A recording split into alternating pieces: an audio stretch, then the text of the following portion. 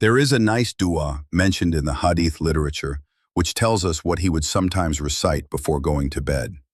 In this dua, it asks for debts and desires to be cleared so he may rest in peace.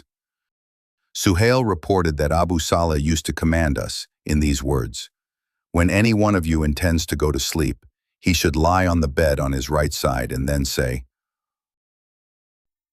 اللهم رب السماوات ورب الأرض ورب العرش العظيم ربنا ورب كل شيء فالق الحب والنوى ومنزل التوراة والإنجيل والفرقان أعوذ بك من شر كل شيء أنت آخذ بناصيته اللهم أنت الأول فليس قبلك شيء وأنت الآخر فليس بعدك شيء وأنت الظاهر فليس فوقك شيء وأنت الباطن فليس دونك شيء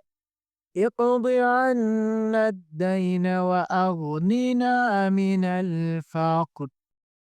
O Allah, the Lord of the heavens and the Lord of the earth and Lord of the magnificent throne, our Lord, and the Lord of everything, the splitter of the grain of corn and the date stone, or fruit kernel, the revealer of Torah and Injil, Bible, and Criterion, the Holy Quran.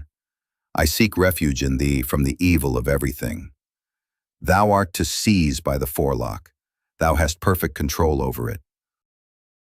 O Allah, thou art the first, there is naught before thee, and thou art the last, and there is naught after thee.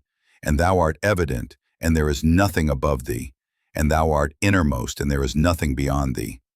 Remove the burden of debt from us and relieve us from want.